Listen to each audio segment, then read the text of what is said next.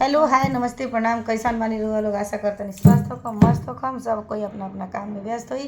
तो देखिए हम बहुत सुंदर एगो समधी के गारी गीत लेके आइल बनी और ई गारी गीत में एगो माई जी के गारी गीत बा। बहुत सुंदर एक राग बा भी, बहुत अच्छा गीत भी बा और कोई खराब शब्द के भी प्रयोग नहीं के भइल। तो रहुआ लोग सुन के हमारा चैनल का आशीर्वाद जरूर दें। झोरो झोरो रे मियाँ गछिया बहे जीराई के नाचतरी समधी के बहिनी लहंगा उठाई के नाचतरी समधी के बहिनी लहंगा उठाई के। झोरो झोरो रे मियाँ गछिया बहे जीराई के नाचतरी समधी के बहिनी लहंगा उठाई के नाचतरी समधी के बहिनी लहंगा उठाई के।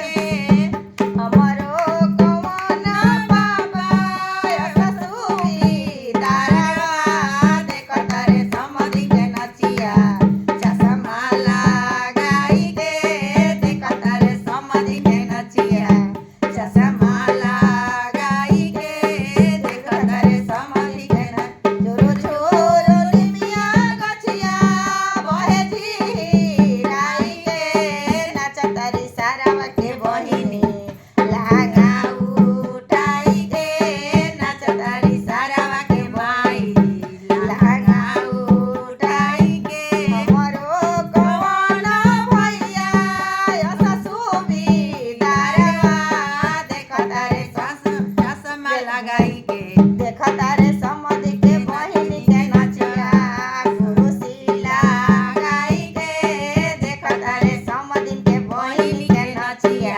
कुरुसी लगाई के देखत रे सारावा के बहिनी के नचिया चश्मा लगाई के।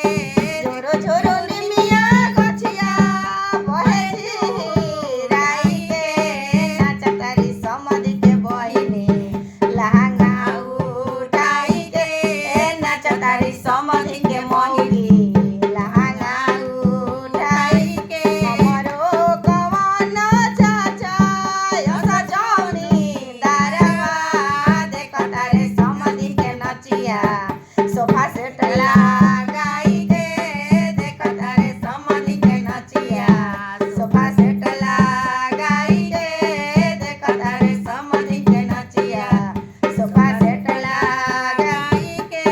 झोरो झोरो रे मियाँ गछिया बहे जीराई के नाचतरी सारावा के बहिनी लहंगा उठाई के नाचतरी सारावा के बहिनी लहंगा उठाई के नाचतरी सारावा के बहिनी। हमरो कौन भैया सजौनी दारवा देखत रे सारावा बहिनी के नचिया जाजी मोला गाई के देखत रे सारावा के बहिनी के नचिया जाजी मोला छाई के देखत रे सारावा के बहिनी के नचिया सोफा सेट लगाई के देखत रे सारावा के बहिनी के नचिया सोफा सेट लगाई के।